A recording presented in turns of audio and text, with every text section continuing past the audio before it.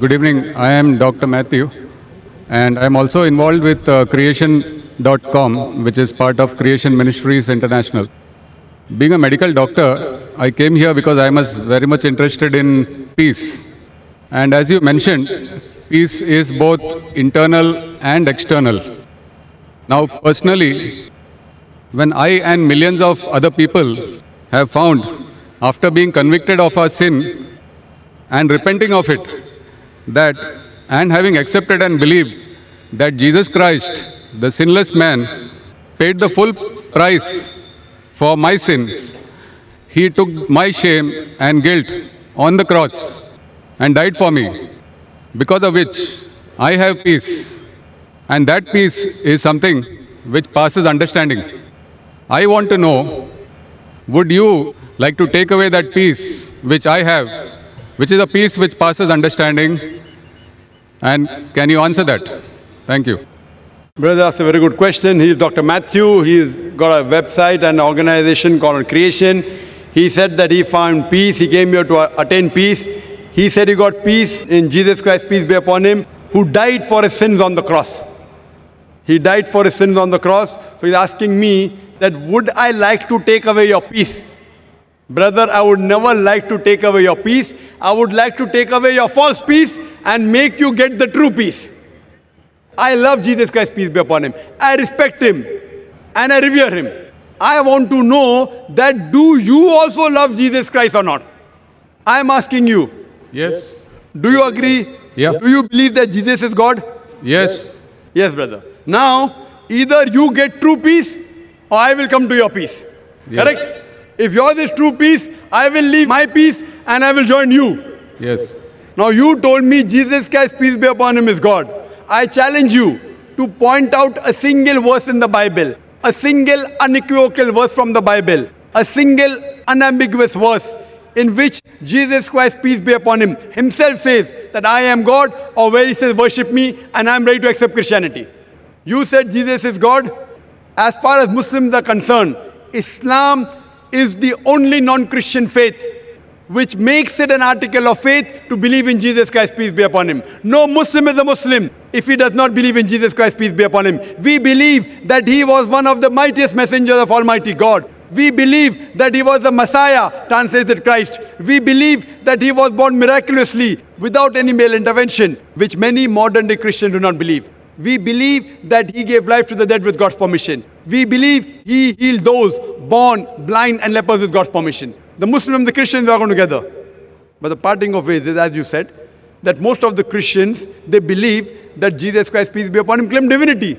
There is not a single unequivocal statement in the complete Bible where Jesus Christ, peace be upon him, himself says that I am God, or where he says worship me.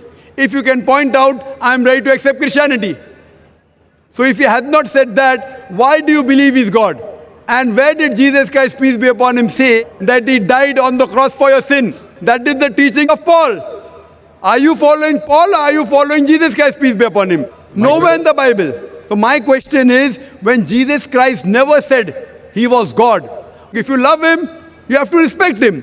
He said, when he was asked, which is the first of the commandments? It's mentioned in the Gospel of Mark, chapter number 12, verse number 29. He said, Shema Israelo, Adnan Haidman Daikhad. Hear, O Israel, the God, our Lord, is one God.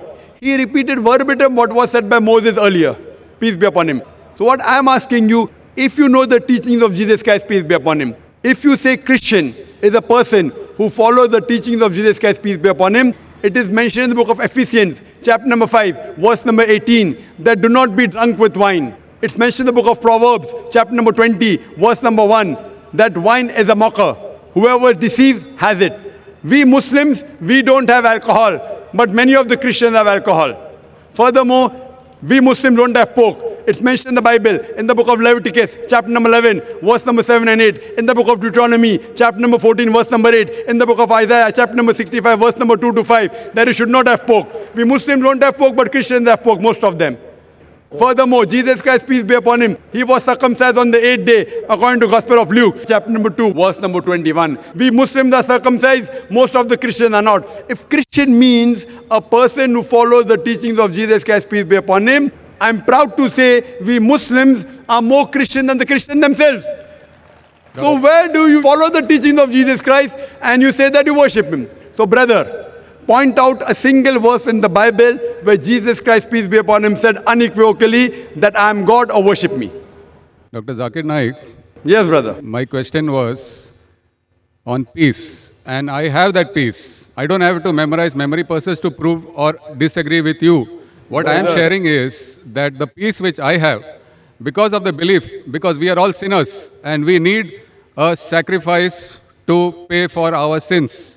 It is not by our works that we are saved, Correct. but by believing in faith that Jesus Christ has paid the price for my sins. Fine. So you agree that Jesus Christ has paid for the sins of all humanity. Do you agree with that? Yes. Okay. All who believe in him. Okay, fine. So suppose a Christian comes, like you, who believes in Jesus Christ, and he rapes your wife. Will he go to heaven or hell? Pardon? If a Christian comes and rapes your wife, he believes Jesus Christ died for his sins. So whatever sin he does, it is paid for it. So No. if Jesus Christ had died for his sin, it will give permission for all the Christians to rape the woman. Never, never. Why never?